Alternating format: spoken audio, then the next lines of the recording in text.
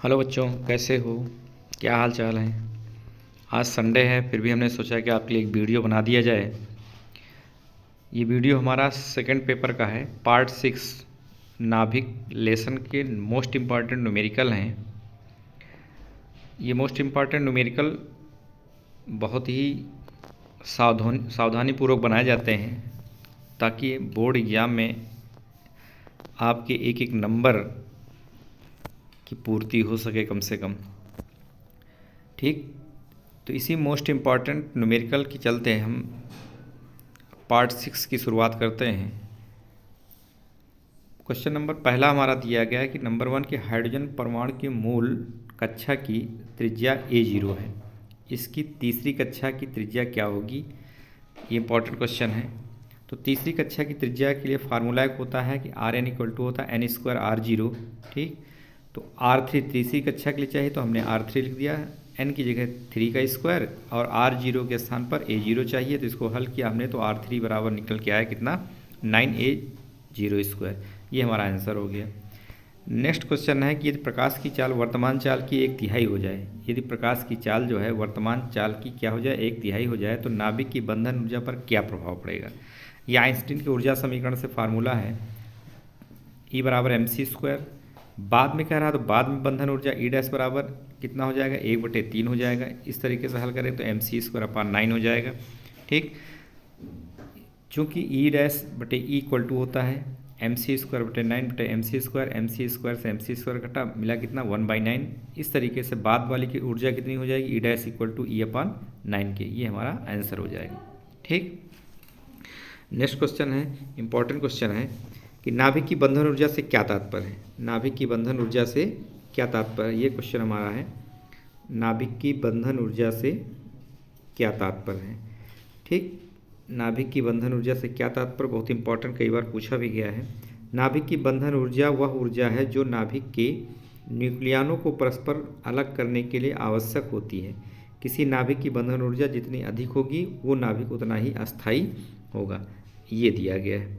ठीक, उसके बाद क्वेश्चन नंबर 4 हमारा है कि नाभिकीय विखंडन से क्या समझते हो? ये नाभिकीय विखंडन है, इससे क्या समझते हो? इसे प्रदर्शित करने के एक समीकरण दो। जितना पूछा गया उतना ही लिखना है बस, और कुछ नहीं। ठीक, तो कह रहा है जब किसी भारी नाभिक पर न्यूट्रॉनों की बमबारी की जाती है तो वह नाभिक हल्के 2 बराबर नाभिकों में टूट जाता है और इसके साथ ही बहुत अधिक ऊर्जा मुक्त होती है। इस प्रकार के नाभिक को टूटने की प्रक्रिया को नाभिकीय विखंडन कहते हैं। ठीक, ये इसका फार्मूला है कि यूरेनियम 92,235 लिया गया, न्यूट्रॉन है ये, और जब बमबारी कराई गई तो 92,236 बचा।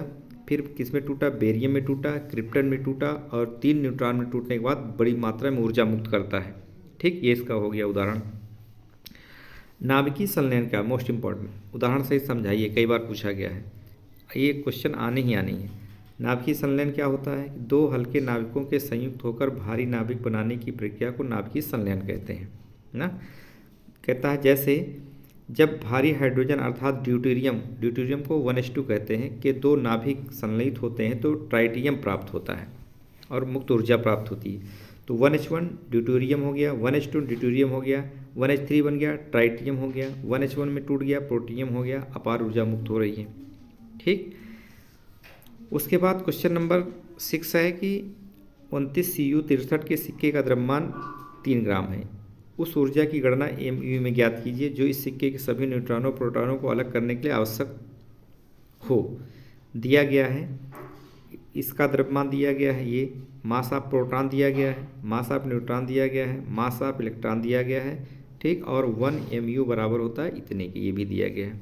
ठीक, अब इसको हल कर लेते हैं कि जो हमारा नाभिक का न्यूक्लियस है 29 Cu63 के एक परमाणु में प्रोटॉनों की संख्या 29 है, इलेक्ट्रॉनों की संख्या 29 है, न्यूट्रॉनों की संख्या कितनी हो जाएगी, परमाणु बाहर से परमाणु क्रमांक घटा दिया है, 63 - 29 बराबर 34 के। ये आ गया। ठीक, अब ये कह रहा है कि एक परमाणु न्यूक्लियन तथा इलेक्ट्रॉनों का कुल द्रव्यमान ना, नाभिक के अंदर प्रोटॉनों का द्रव्यमान, न्यूट्रॉनों का द्रव्यमान प्लस इलेक्ट्रॉनों का द्रव्यमान, ये निकालना है। ठीक, तो 29 परमाणु हैं, प्रोटॉन है सारे, 34 न्यूट्रॉन है और 29 इलेक्ट्रॉन है, तो इनका कुल द्रव्यमान हम यहाँ से हल करके निकाल लेते हैं। मिलता है कितना, 63.5331 AMU में।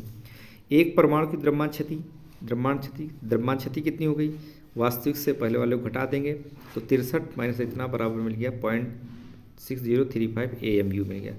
3 ग्राम तांबे में परमाणु की संख्या कितनी हो जाएगी? 3/63 उड़े इतना निकाल लेते हैं, परमाणु की संख्या निकल के आती है 2.87 के आसपास। ठीक, विघटन की कुल द्रव्यमान क्षति कितनी होगी ये हम निकाल लेते हैं, इतनी निकलती है। अब आवश्यक ऊर्जा कितनी होगी? डेल्टा ई बराबर होता है फार्मूला mc², जो कि AMU में दिया है इसलिए 931 से मल्टीप्लाई करेंगे ना, डेल्टा m इंटू 931, इसको हमने मल्टीप्लाई किया तो मुक्त ऊर्जा कितनी हो गई MI 1.6 into 10⁻25 million electron volt ये हो गई। नेक्स्ट क्वेश्चन है कि 1 मिलीग्राम द्रव्यमान क्षति से कितने जूल ऊर्जा मुक्त होती है? डेल्टा m का मान दिया 1 मिलीग्राम, हमने किलोग्राम में चेंज किया, 1 इंटू 10⁻6 किलोग्राम बन गया। प्रकाश की चाल 3 इंटू 10⁸ मीटर पर सेकंड है। डेल्टा ई हमें निकालना है। अब हमें पता है कि आइंस्टीन के द्रव्यमान ऊर्जा समीकरण से डेल्टा ई बराबर डेल्टा m इंटू c², ये सब मान रख देते हैं बेटा, इसको हल कर लेते हैं। हमें मिलता कितना है? डेल्टा ई बराबर 9 इंटू 10⁻10 जूल के। ठीक, ये हमारे मोस्ट इंपॉर्टेंट 5-6 क्वेश्चन हैं, इनको आप लोग हल कर लीजिएगा। ठीक, वीडियो को अंत तक देखते रहिए, इससे काफ़ी आपको जो है मोस्ट इंपॉर्टेंट क्वेश्चन मिलते रहेंगे। ठीक है, वीडियो अगर पसंद आई तो लाइक करिए, सब्सक्राइब करिए, ठीक, जिससे हमारी वीडियो आप तक पहुंचती रहे।